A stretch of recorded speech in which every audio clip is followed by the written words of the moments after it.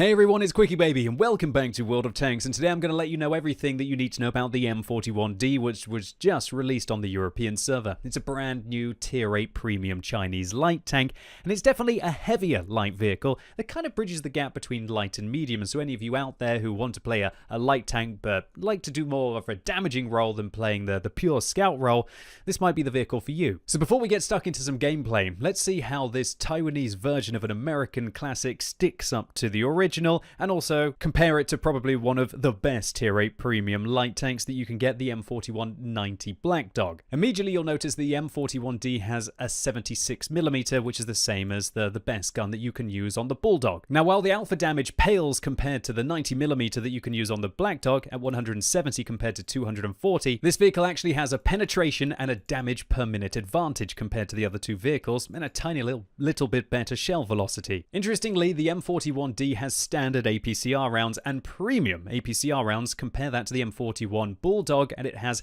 heat rounds as its premium. Now this gives the M41D massively better shell velocity with its premium rounds at 1,433 compared to the 975 that you'll have with heat for the Bulldog. But of course remember, the heat rounds don't have any shell drop off with regards to penetration, and the M41D will. But on the other hand, if you're looking for extra high penetration premium rounds, then that's where the Black Dog clearly has an advantage at 250mm of penetration, and it also has those fantastic high explosive rounds with 102mm of penetration and 320 alpha damage, which is practically double that of the standard ammunition on the M41D and also on the Black Dog. Sorry, I mean the Bulldog. Alright, now that we know that this Taiwanese tank packs some firepower, what about its gun handling? Well, lovely aim time, 1.5 seconds, the best accuracy in this comparison, the worst dispersion when moving, but the best dispersion when turning the turret. But unfortunately, the vehicle has one less degree of gun depression compared to the Bulldog, but one better degree of gun depression compared to the Black Dog. Now onto the mobility, and remember how I said this was one of the heavier light tanks? That's because it weighs 1.5 tons more than the other two vehicles, and it actually has a worse engine than the standard Bulldog, and it goes forwards and backwards slightly slower. Well, significantly slower compared to the Black Dog. On the other hand, interestingly enough, Wargaming seem to have some completely hidden statistics that not even Tanks GG will showcase,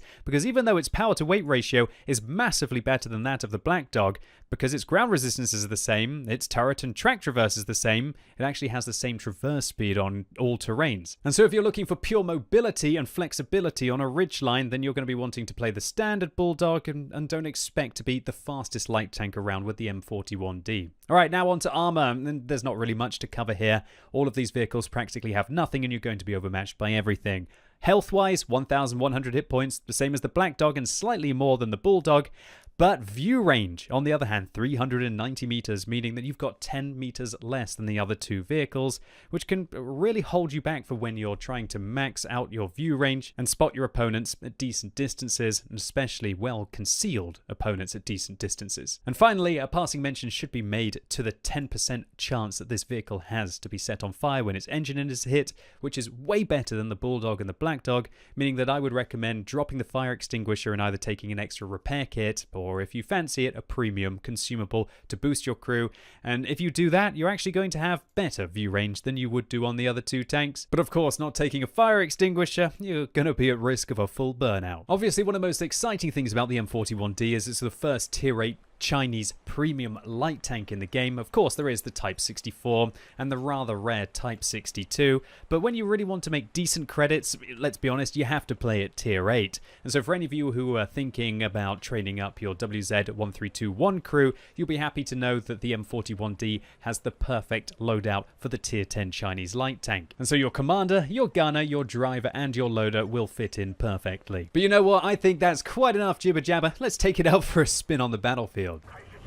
Alright, so here we go. We are assaulting on a brand new map which is called Ghost Town, and this map, it's been available inside the Rampage game mode previously. If you ever played any Clan Wars, I believe that this map has also been available for them. Now, one thing I'd like to highlight is that, as you might be seeing in kind of like the bottom of my bar right now, I have been a complete and utter muppet playing this tank. This was pretty much the first game I played in this vehicle, and I didn't even resupply consumables. Yeah, you can see I was maybe in a little bit of a rush to try and test out this vehicle. That's because Wargaming only gave me this tank on my account on Wednesday when 1.4 was released, because it actually went into the game files then and it wasn't in the game files before, so we weren't able to test it out. Alright, so Ghost Town. In my opinion, the best thing to do is to try and take either the north or the south flank, depending on where you spawn. If you can try and control these flanks, eventually you're going to be able to break through them, then you're going to be able to surround the town, and once you've surrounded the town, I feel like it's over. Alright, so when I was playing this vehicle, of course, there's a lot of French-wheeled light tanks around at the moment. I'm guilty of it myself. I played through from Tier 6 to Tier 8 yesterday on stream. I managed to ace the Tier 7 and the Tier 8, but oh, spoilers, probably shouldn't be talking about that, maybe I'll feature it later on. Okay, back towards the M41D, and you know what, I'm really not going to be showing too much gameplay of this vehicle, because frankly, it's a bulldog. It's a bulldog, there's not really too much different about it. It's got decent shell velocity, especially on its premium rounds, which is nice. It's slightly slower than the bulldog. It's got a tiny bit better rate of fire than the bulldog. It's got 10 meters less view range than the bulldog. It's got 1 degree less gun depression than the bulldog. To all intents and purposes, this is a premium bulldog. Now that's pretty fun, because the bulldog, at least back in the day, used to be one of my favorite vehicles to play around with. But I got a question. Is it really worth making the sacrifices of that view range and making the mobility sacrifices to gain a tiny little bit better gun handling and a little bit better rate of fire? Not so sure. I guess the penetration is useful. Because as we're going to see here, we're going to load premium rounds. And I have to admit, the premium rounds on this tank are really nice. It feels as if you're playing kind of a tier 10 medium tank right now with the shell velocity. It's one of my favorite hidden statistics. Well, not really hidden, they're inside the garage. You can find them on all of your different rounds. Is shell velocity. It's absolutely wonderful being able to pinpoint shots at fast-moving targets. And I guess if you're so inclined, you could auto-aim and just drive around like a madman in this vehicle and probably still hold down that mouse button and probably be able to hit without too much lead. Of course, if you have the chance to manually lead, or manually aim, I should say, you should definitely take it. You'd be an idiot not to. Alright, so we've broken through the northern flank. Ghost Town, I'm not sure how many times you guys have managed to get onto this map. I think I've managed to get on about 2 or 3 times, and whenever I've managed to break through one of the flanks, it seems to be pretty much over. But then again, when you look at it, the enemy team have managed to break through the south, so maybe they're going to be able to come round and defend their base, although they've really left it very open, and we've got 3 vehicles inside there. I'm just looking for the artillery myself, and they go, there's one of them, and then one of them right on the left there, so I'm actually going to ram the AMX, but the AMX actually tracks me dead, so I'm unable to continue my momentum to take out that AMX 13F3, and I'm turning my attention to the Crusader, and this is why I'm pressing my 5 and my 4 key, because I usually have my medkit on my 5 key, even though if you can, I recommend learning to play this game with your repair kit on your 5 key, because then when you want to repair your tracks, you just press 5-5. For me, it's very awkward. I have to press 4-5, and sometimes your fingers can mess it up, right?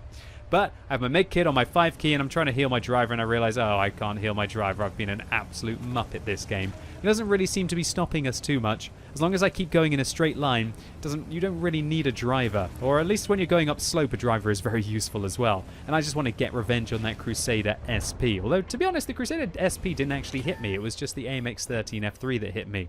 Alright, so I'm going to keep going forwards. He hits in the ridge line, so I'm going to stop to be able to aim at him here. And 170 alpha damage does mean that you can manage to shut down these tanks pretty quick. I think, shall I shoot the E25? Can't kill the E25 in a single shot, but I can kill the AMD 178B in a single shot on the enemy team. So we decide to shut them down, and I'm going to just leave the E25 for my friends. One thing that's a bit weird about this Ghost Town map is just how bizarre the cap circle is. Take a look at this. It's like a height differential on a cap circle. And so this Lynx is actually trying to find a position where he can shoot at the Jagdpanther. Oh! That didn't really work out. But the Lynx failed to manage to interrupt the cap anyway. The Lynx isn't going to die, but a victory for us here on Ghost Town in pretty much a kind of a run-of-the-mill kind of game for this tank. Alright, so to sum up about this tank, a lot of you will be asking now, is it worth it? Now, currently in the premium store, this tank costs £22.75. Is it worth it? I hate answering this question because that amount of money could go and buy you an entirely new game. And so if you've already got a bunch of premium tanks, I guess the only reason why you would want to get this one is if it can do something that your tanks currently can't. Okay, so for all of the drivers out there who have the Black Dog, is this tank revolutionary and much better? No, I wouldn't say so. I think the fact that the Black Dog can go faster forwards and backwards, and it has better view range, and it also has nice premium rounds as well as nice high explosive rounds. I'd say the Black Dog is just as competitive as the M41D, if not slightly preferable. So for the next set of people, somebody who wants to train up their Chinese light tanks, if any of you actually really do actively play them out there, and you've got yourself a Type 64, is the M41D basically a Tier 8 Type 64? Well, it kind of plays out like one. But the Type 64 is just a god of Tier 6 for a variety of other reasons. It has as much view range as the M41D has at Tier 8, but of course the Type 64 is at Tier 6, where everybody else's view range is much worse, and quite a few vehicles don't have quite as good camouflage because they don't have fully pimped out grooves, and so the Type 64 can be a monster scout at low tier, unlike what the M41D can achieve at Tier 8. Next, I'd like to highlight that you'd probably be a little bit balmy to get the M41D when you could pick yourself an LT432, which is significantly faster, bounces vehicles left, right, and center, and has about a 10% concealment advantage. As well as, for some reason, even though it's ridiculously low profile, not even having that much less gun depression. Consequently, I can really only see the M41D being favorable for two niche markets. Number one, people looking to train up Chinese light tanks, or two, for some people who absolutely love the standard M41 Bulldog and want to have more gameplay